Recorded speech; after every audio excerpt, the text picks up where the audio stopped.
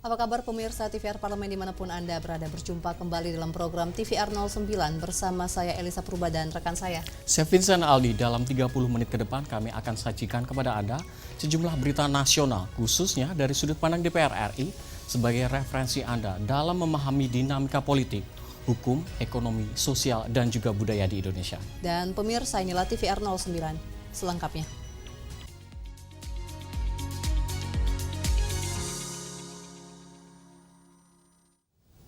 Serangan terhadap pasukan perdamaian PBB di Lebanon Selatan yang menewaskan prajurit TNI memicu kecaman keras. DPR RI mendesak pemerintah segera melayangkan nota protes ke PBB.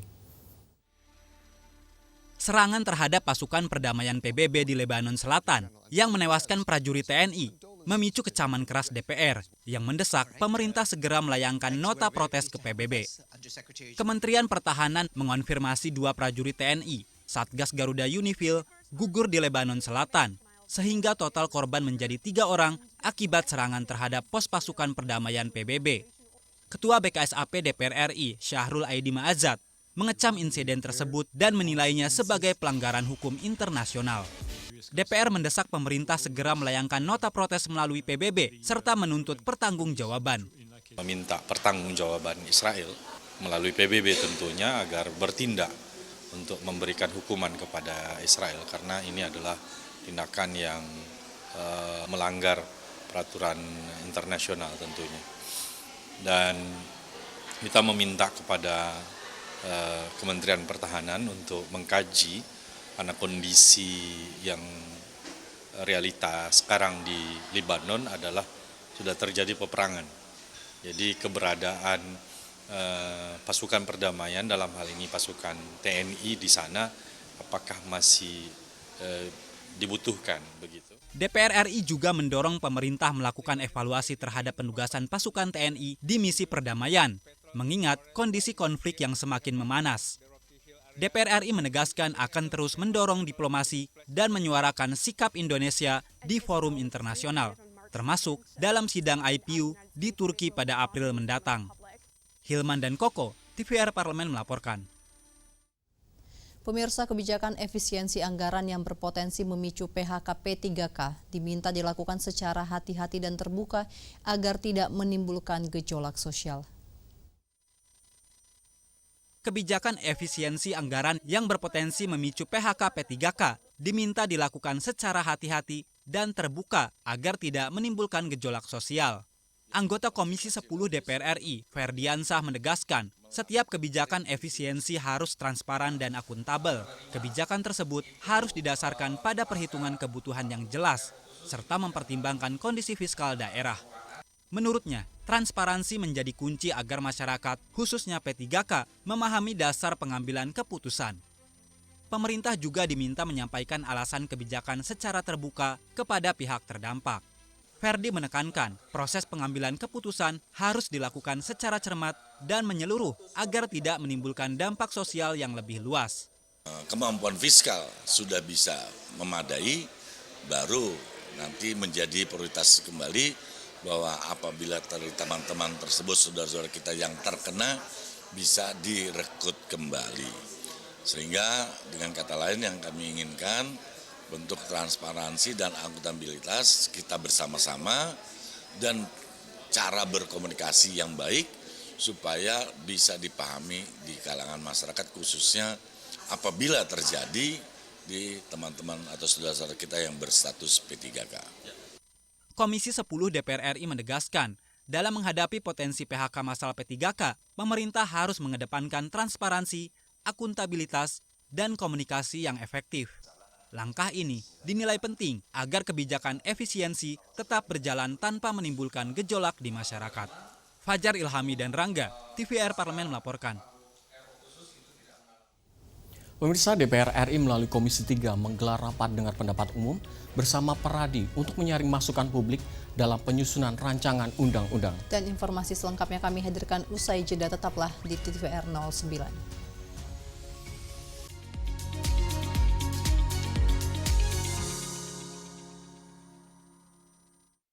Membahas soal undang-undang PPRT. Pertama, kenapa sih ini PPRT itu kita ingin kebut juga salah satu prioritas legislasi kita, karena memang kita ingin menaikkan level ya pekerja rumah tangga kita. Saudara-saudara kita yang bekerja di sektor informal lah waktu itu minim sekali perlindungan. Ya, betul. Jadi seolah-olah negara tidak pernah hadir di situ. Nah, dalam konteks itu RUU PPRT ini kita buat gitu ya supaya memberikan jaminan kepada seluruh pekerja rumah tangga. Apakah ini nantinya juga akan mengatur jam kerjanya juga secara detail dan rigid? Seringkali penyalur itu tidak memberikan latihan. Ya. Skill bagaimana sih mencuci piring yang benar, bagaimana nyapu ngepel yang baik misalnya. Nah, dengan undang-undang ini pekerja rumah tangga itu dia benar-benar juga punya skill. Dia punya hak, dia juga punya tanggung jawab. Dia di undang-undang itu kita sebut dia punya hak cuti, punya hak libur, punya jam kerja gitu ya. Jadi kalau misalnya waktu kerjanya mereka selesai, ya selesai, sudah istirahat. Berarti nanti overtime juga Overtime juga itu masuk. terkait dengan pemberian BPJS, Pak. Ya, ini kemarin isu cukup hangat ya. Pada prinsipnya kita ingin seluruh pekerja rumah tangga mendapatkan jaminan itu. BPJS Ketenagakerjaan. BPJS Ketenagakerjaan maupun kesehatan.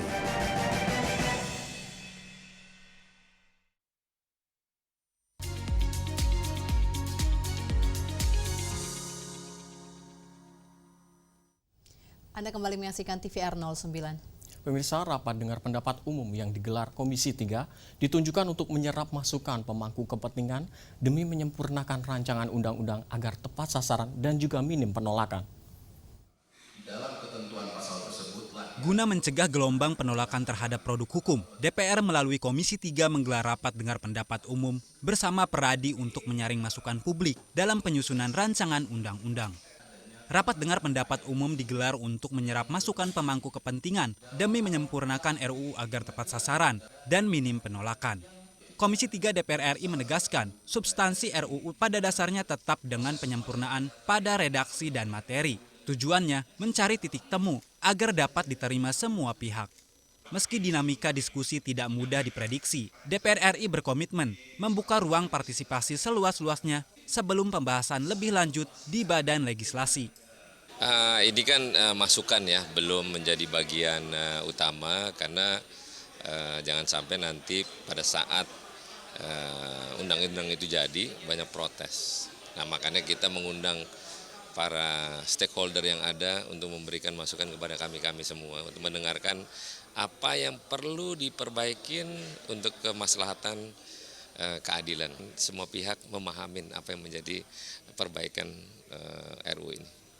Masih banyak nanti, ntar kan terbuka seperti ini sampai semaksimal mungkin stakeholder pada titik puncak untuk kita bahas bersama di internal DPR nanti, di balik. Nggak bisa diprediksi karena ini panjang nih. RDPU ini diharapkan menghasilkan masukan yang komprehensif sebagai dasar penyusunan RUU yang lebih berkualitas, sekaligus memastikan regulasi yang dihasilkan dapat diterima secara luas oleh masyarakat dan penegak hukum. Julian, TVR Parlemen melaporkan. Komisi 2 DPR RI menegaskan kebijakan efisiensi anggaran pemerintah daerah yang diinstruksikan Presiden Prabowo Subianto bukan untuk menyasar pegawai pemerintah dengan perjanjian kerja, namun efisiensi diarahkan untuk memangkas belanja yang dinilai boros, tidak efektif, dan efisien.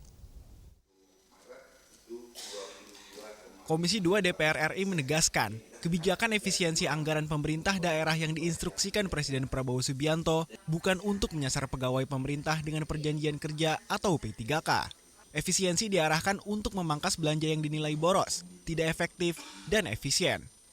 Wakil Ketua Komisi 2 DPR RI Bahtra Banong menjelaskan, kebijakan efisiensi yang ditekankan Presiden lebih berfokus pada pengurangan pengeluaran yang selama ini dinilai tidak optimal, seperti perjalanan rapat di luar kantor, dinas berlebih, dan pembelian alat tulis kantor yang dilakukan berulang. Dipangkas untuk kemudian dialihkan ke tempat lain. Nah, terkait soal P3K sebenarnya tidak perlu ada kekhawatiran karena efisiensi itu kan tidak menyasar soal P3K dan memang undang-undangnya bahwa selama kabupaten atau provinsi tidak melebihi dari 30%, maka itu tidak jadi soal. Jadi sebenarnya kan lagi-lagi kami tekankan bahwa efisiensi itu kan sudah berjalan, dan sekarang kan dengan berjalannya efisiensi baik-baik aja tuh kan daerah kan. Nah, memang yang paling penting adalah bagaimana para kepala-kepala daerah atau dinas-dinas di daerah mengoptimalkan program kerjanya. Jadi setelah ada efisiensi, jangan lagi memasukkan program-program kerja yang tidak efisien. Nah, sehingga nanti program-program kerja yang tidak efisien ini bisa menyedot anggaran dari tempat lain. Kebijakan efisiensi harus menjadi momentum bagi pemerintah daerah untuk menata ulang prioritas anggaran secara lebih bijak. Fajar Ilhami dan Rangga, TVR Parlemen melaporkan. Terkait kebijakan pemerintah dalam memberlakukan WFH 1 hari setiap minggu sebagai upaya penghematan energi akibat perang berkelanjutan dan juga ketersediaan minyak, Komisi 2 DPR RI berharap penerapan WFH pada instansi pemerintah pusat dan juga daerah tidak mengganggu pelayanan publik. Perang yang berkelanjutan antara Iran versus Israel dan Amerika memberikan dampak buruk terhadap ketersediaan minyak, yang akhirnya negara di dunia harus memulai langkah penghematan energi, termasuk Indonesia. Pemerintah Indonesia berencana akan memberlakukan kebijakan work from home 1 hari setiap minggu, guna efisiensi BBM dan APBN. Komisi 2 DPR RI berharap penerapan WFH pada instansi pemerintahan pusat dan daerah tidak mengganggu pelayanan publik. Anggota Komisi 2 DPR RI Jazuli Juwaini mendukung langkah mitigasi yang dilakukan pemerintah dalam upaya melakukan efisiensi energi dan APBN akibat kondisi geopolitik global. Saya setuju 1000% untuk melakukan penghematan-penghematan. Nah, tinggal penghematan apa saja dan seperti apa, itu menurut saya yang harus didalami oleh pemerintah. Jangan sampai niat baik untuk melakukan penghematan ternyata tidak efektif. Itu. Atau berdampak pada buruknya pelayanan publik umpamanya. Kan ini juga penting. Pelayanan publik ini harus tetap kita jaga kualitasnya. Tapi kalau dalam masalah ini mau ada efisiensi dan penghematan, saya kira bagus, tetapi harus tepat. Komisi 2 DPR RI berencana meminta penjelasan dari Menteri Pendayagunaan Aparatur Negara dan Reformasi Birokrasi terkait efektivitas kebijakan efisiensi yang telah dan akan diterapkan. Diharapkan pemerintah dapat memberikan gambaran yang jelas mengenai dampak kebijakan tersebut, sekaligus memastikan bahwa upaya penghematan tetap sejalan dengan peningkatan kualitas pelayanan publik. Hilman dan Koko, TVR Parlemen melaporkan. Pemirsa, peredaran benih palsu merupakan ancaman serius bagi ketahanan pangan dan juga kesejahteraan petani karena merusak produktivitas sekaligus kepercayaan di sektor pertanian. DPR RI memandang perlu adanya langkah tegas melalui pengawasan terpadu yang melibatkan pemerintah pusat, daerah hingga aparat penegak hukum. Informasi selengkapnya jangan kemana-mana, tetaplah di TVR 09.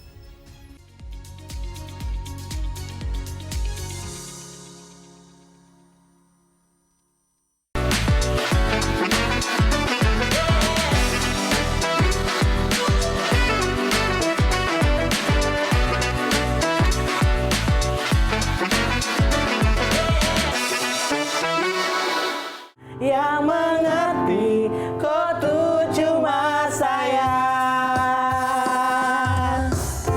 Sayang kalau bosan kau bilang, jangan kau pergi dan menghilang. Kemarin ada case yang cukup menarik nih, Kayan. Ada penolakan MBG di Papua. Itu bagaimana, Kayan? Ya. Ini program baik.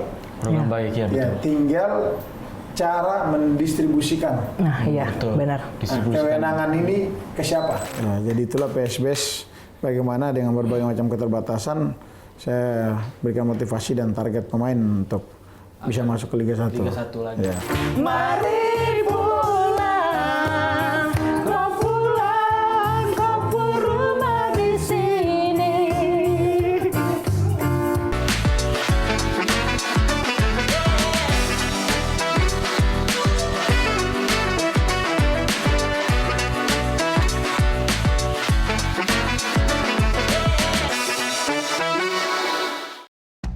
Hai, sekarang kamu bisa menyaksikan program-program TVR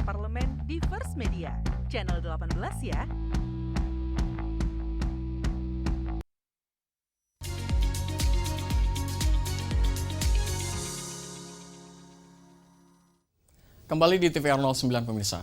Pemirsa, di samping langkah tegas, DPR RI menilai edukasi kepada petani tentang pentingnya benih bersertifikat harus diperkuat sebagai benteng awal pencegahan. Dengan upaya menyeluruh ini, DPR RI berharap tercipta sistem pertanian yang adil, sehat, dan juga berkelanjutan demi masa depan pangan Indonesia. Dan mari kita simak bersama liputan mendalam yang telah dikemas oleh tim redaksi TVR Parlemen dalam segmen Lensa Parlemen berikut ini.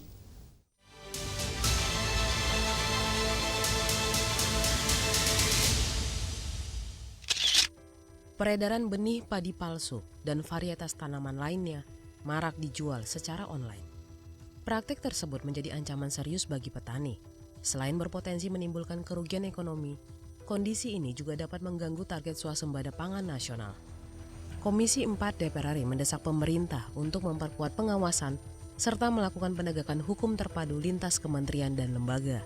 Wakil Ketua Komisi 4 DPR RI, Ahmad Yohan menegaskan, kolaborasi antara Kementerian Pertanian, aparat penegak hukum, dan Kementerian Komunikasi dan Digital menjadi langkah penting untuk menutup celah peredaran benih ilegal di platform digital.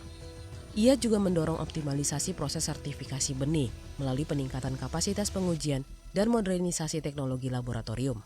Kita minta nanti pihak keamanan, pihak APH, untuk terus memantau agar jangan lagi begitu mudah ada orang memperjualbelikan benih secara online yang tidak diverifikasi, tidak disertifikasi, sehingga ini bisa merugikan masyarakat banyak di lapangan.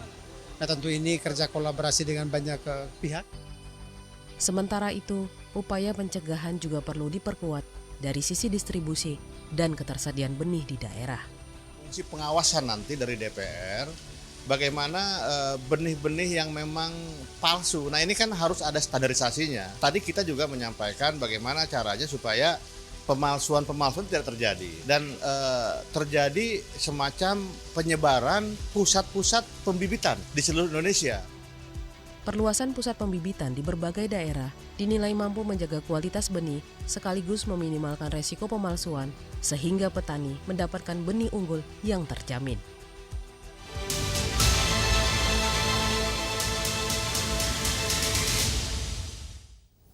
Pemirsa, perang topat menjadi salah satu tradisi unik di Lombok, Nusa Tenggara Barat yang menjadikan ketupat sebagai simbol perdamaian.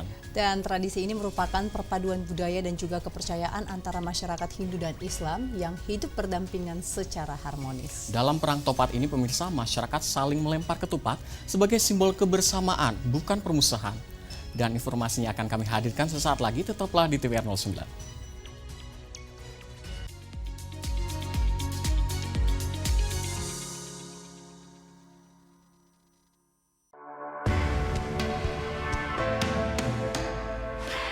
Dari ruang sidang Senayan, Jakarta, menyajikan liputan langsung kinerja DPR RI.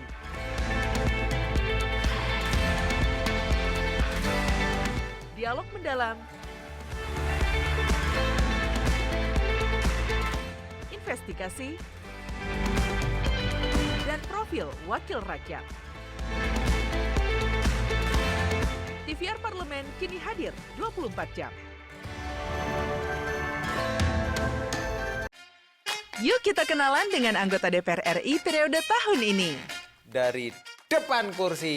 Di balik kursi. Gini, di balik kursi.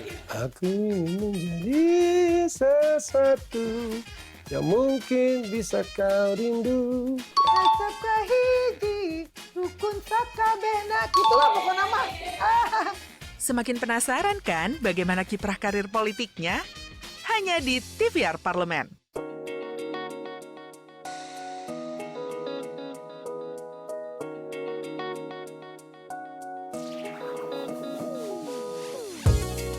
Kehadiran mereka tidak hanya mewakili suara perempuan, tetapi juga membawa perspektif yang beragam serta pengalaman hidup yang unik ke dalam proses pembuatan kebijakan. Saksikan Perempuan Parlemen hanya di TVR Parlemen.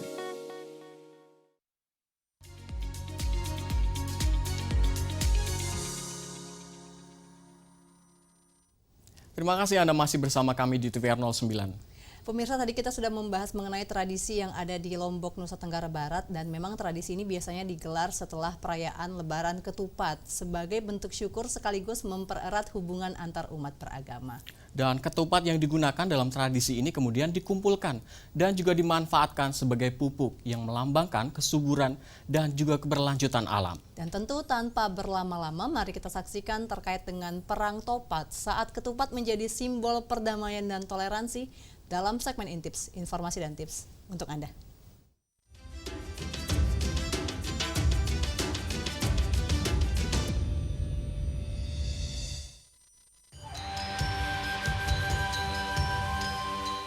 Indonesia dikenal sebagai negara dengan keberagaman suku, budaya, dan agama yang hidup berdampingan.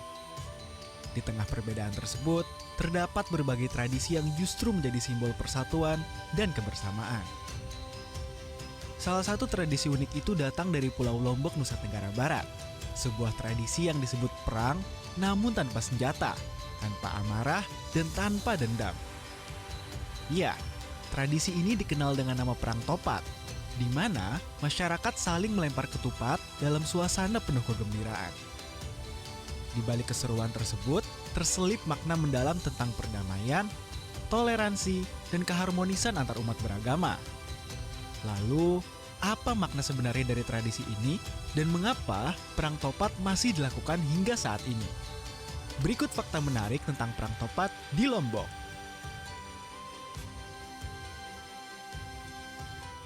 Asal-usul dan lokasi tradisi. Perang Topat merupakan tradisi turun-temurun yang berasal dari Lombok.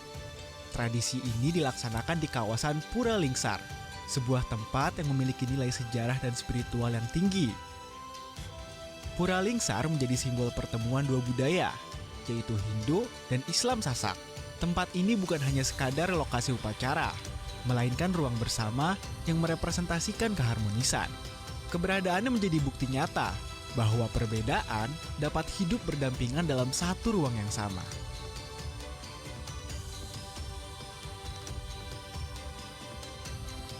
Perang tanpa kekerasan. Meskipun disebut perang, tradisi ini sama sekali tidak mengandung unsur kekerasan. Ketupat digunakan sebagai media untuk saling melempar, menggantikan senjata. Lemparan ketupat dilakukan dengan suasana penuh tawa dan keakraban. Tidak ada rasa marah, tidak ada niat untuk menyakiti. Justru, kegiatan ini menjadi ajang untuk melepaskan kebahagiaan dan mempererat hubungan sosial. Simbol toleransi yang hidup. Perang Topat melibatkan masyarakat dari latar belakang agama yang berbeda. Umat Hindu dan Muslim Sasak bersatu dalam satu tradisi yang sama. Mereka berpartisipasi tanpa mempermasalahkan perbedaan keyakinan. Hal ini menunjukkan bahwa toleransi bukan hanya konsep, melainkan praktik nyata dalam kehidupan. Tradisi ini menjadi contoh nyata bagaimana kebersamaan dapat terwujud dalam perbedaan. Ritual sakral sebelum perang. Sebelum Perang Topat dimulai, masyarakat melaksanakan berbagai ritual sakral. Ritual ini meliputi doa bersama, persembahan, dan prosesi adat. Tujuannya adalah untuk memohon berkah, keselamatan, dan kemakmuran. Prosesi ini dilakukan dengan penuh hikmat dan rasa hormat terhadap tradisi.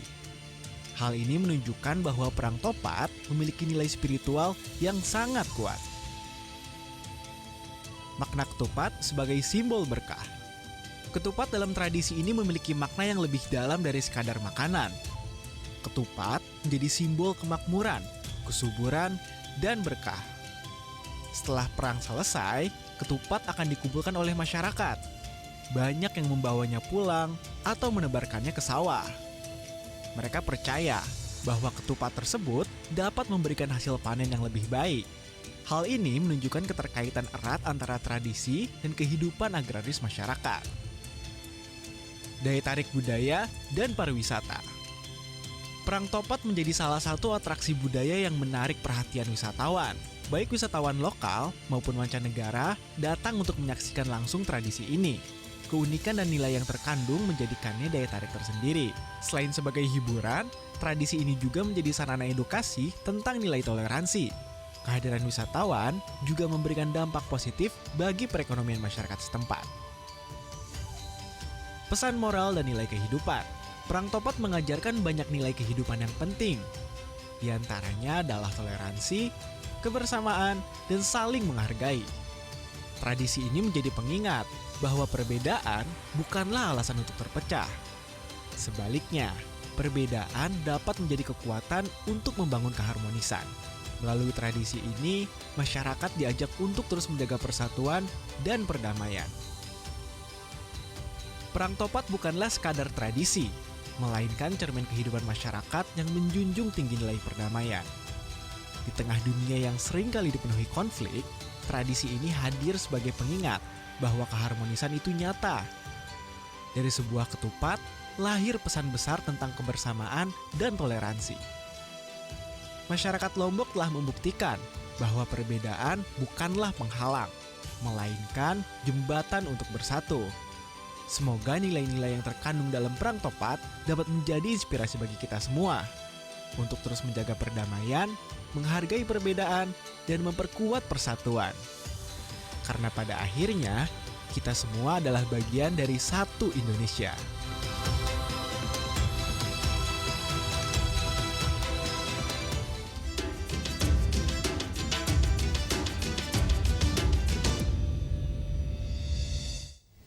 Itu dia informasinya untuk Anda pemirsa, dan di penghujung acara kami hadirkan agenda DPR RI pada Rabu 2 April 2026. Pada pukul 10 waktu Indonesia Barat, Komisi 11 DPR RI akan mengadakan rapat dengar pendapat dengan Direksi BUMN dengan agenda pembahasan realisasi PSO, bidang non-energi, PT Pupuk Indonesia, PT KAI, PT ASDP, dan juga PT Pelayaran Nasional Indonesia, Perum Damri, dan juga Perum Bulog. Lalu pemirsa, pada pukul 13 waktu Indonesia Barat, Badan Legislasi DPR RI akan mengadakan RDPU dengan narasumber komunitas pengemudi ojek online, DONUS atau Driver Online Nusantara, DOKON atau Driver Ojek Kurir Online, Perhimpunan Mahasiswa Hukum Indonesia dalam rangka penyusunan RUU tentang pekerja lepas, RUU tentang Platform Indonesia, dan juga RUU tentang perlindungan pekerja ekonomi gig. Dan sejumlah agenda serta kegiatan DPR RI lainnya dapat Anda akses di website kami, tvrparlemen.dpr.go.id, atau melalui kanal YouTube kami di TVR Parlemen. Dan pemirsa, demikianlah TVR 09 edisi pagi ini. Kami segenap kru TVR Parlemen yang bertugas tentunya mengucapkan terima kasih telah setia menyaksikan TVR 09. Saya Elisa Purba dan rekan saya Vincent Aldi. Sampai jumpa di TVR 09 selanjutnya. TVR Parlemen, Referensi Indonesia.